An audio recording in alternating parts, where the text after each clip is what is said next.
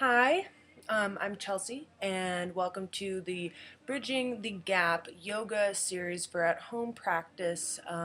This video, I will be talking about part one of the series, and it's the warm-up part of the series, and I'll be giving you the names of each posture that we do in it and a benefit or two about each posture.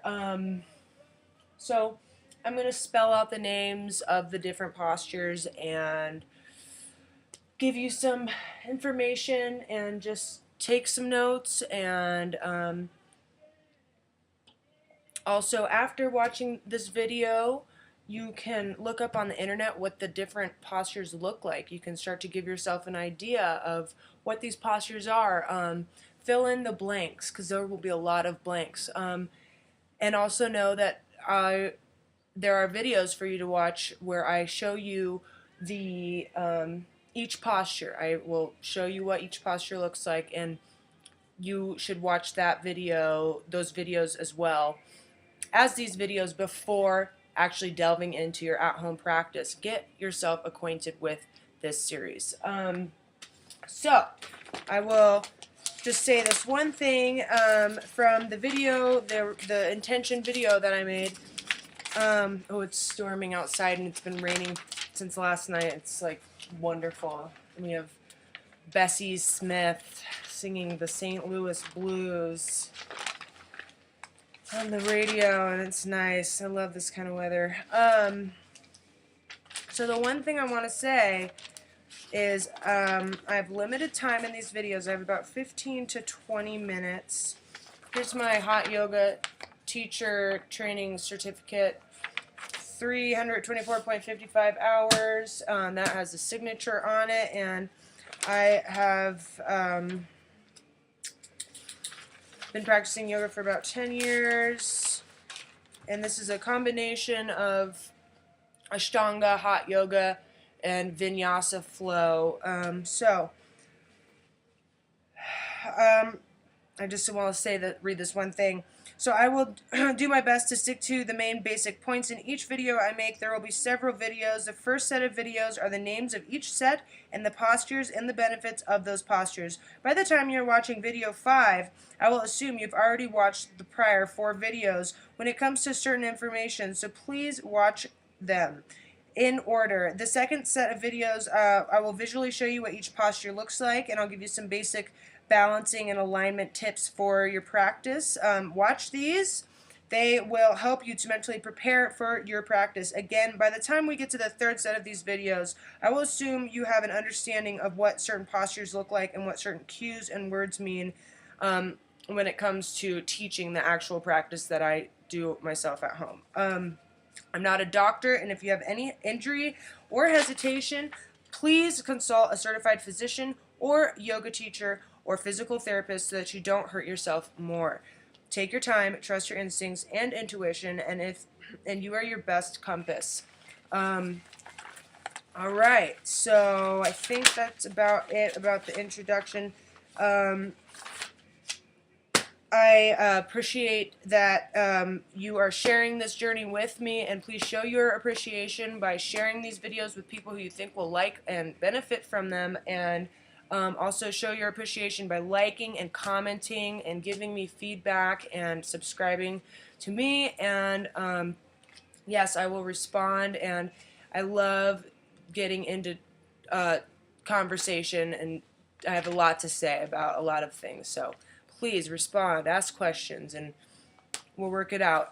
Okay, so now I'm going to give you the list of the postures that are in set 1 of the Bridging the Gap series, okay? It's going to be a lot of just listening and reading and writing down and getting acquainted. Asana, A-S-A-N-A, means posture in Sanskrit. You'll hear the word asana, the sound asana, coming up a lot in the Sanskrit names of these postures. There's a lot of kind of physical therapy attributes that have been added into a lot of the yoga practices that I've learned, and so it's been a little bit Americanized, so some of the terms and terminology it changes across the board, but I'm trained in hot yoga, and so I'll use the terminology that I know best and try to keep it as clear as possible. And it will seem complicated at first, but then it will all start to just kind of come together and make sense as you hear it out. Okay, so first thing we do in set 1 of the Bridging the Gap series is pranayama breath. Prana, P-R-A-N-A, yama, Y-A-M-A. That's one word, breath. We do this 3 times. Pranayama means extension of the breath, of life force. It sets the breathing pace for the class. It's about 6 counts in through the throat and about 6 counts out through the mouth. And and I'll show you the breath in the video that explains what it's all about, what it all looks like. Okay, the second posture is Ardha Chandrasana, and that means half moon. Ardha Chandrasana, Ardhachandrasana.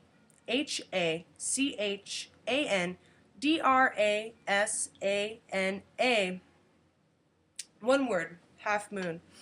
It helps to correct poor posture, increases spine flexibility, promotes proper kidney function, helps cure enlargement of liver and spleen, strengthens abdominals, opens all 4 sides of the body. Okay, so again, just remember this part 1 is the warm-up series is a warm-up set for this series. So we're really taking our time in it. We do it 3 times. So especially in the first round, you really just are finding yourself in your body and connecting with your body throughout it. So after Ardha Chandrasana, we do a forward fold with a flat back and an engaged core, and this is a transitional posture. After the forward fold, number 4, halfway lift, which is called Ardha Uttanasana. 2 words, Ardha, A-R-D-H-A, Uttanasana, U-T-T-A-N-A-S-A-N-A. Okay? The halfway lift stretches your back and front torso, and it strengthens your spine and improves abdominal organs. After the halfway lift, we go into another forward fold, also known as Padahastasana. One word, Pada, or P-A-D-A-H-A-S-T-A-S-A-N-A. And if you hear that, Padahastasana, you hear that asana, so it means posture. And Pada is, I believe it's hands to foot. Padahastasana is hands to foot posture. The forward fold stretches hamstrings and lengthens the spine, relieves problems with sciatica. 3, 4, and 5 is a transitional posture. We're going from standing to, our head is going from up here to down to the ground, and so this is transitioning from that place, from here to there. Okay. After the forward fold, we go into downward facing dog, which is number 6, also known as Ardha Mukha Svanasana. Ardho, one word, A-R-D-H-O. It means downward. Mukha, M-U-K-H-A. It means face. Svanasana, one word, S-V-A-N-A-S-A-N-A. Svana means dog. Asana means posture. Downward facing dog calms the brain and helps relieve mild depression, improves digestion, relieves headache, insomnia, back pain, fatigue, strengthens arms, and bringing the head below the heart always lowers your heart rate. From downward dog, we move into plank, also known as Utthita Chaturanga Dandasana. Utthita, U-T-T-I-H-I-T-A, Chaturanga, C-H-A-T-U-R-A-N-G-A, Dandasana, D-A-D-A-S-A-N-A. Okay, plank helps build wrists and shoulder strength, and it builds strong arms, wrists, spine, quads, abdominals, and toned core. And when you're in a proper plank, your shoulders are directly above your wrists and your hands are spread out and you have very strong arms. You're not hyperextended, you're not wobbling, you have strength and you're pushing into the ground, spreading your fingers, and your shoulders are above your wrists, okay? From plank, we move into number 8, Chaturanga, Dadasana, four-limbed staff pose. Chaturanga is one word, Chaturanga. Chatur means four. Ranga means it's either Ranga or Anga, means limb. Danda means refers to the spine or the central staff of the body support. Then asana is posture. Chaturanga Dadasana is basically it strengthens the arms and the wrists and tones the abdomen. And as we're moving from plank to chaturanga, from downward dog to plank to chaturanga, we end up in upward facing dog, number 9. Urdhva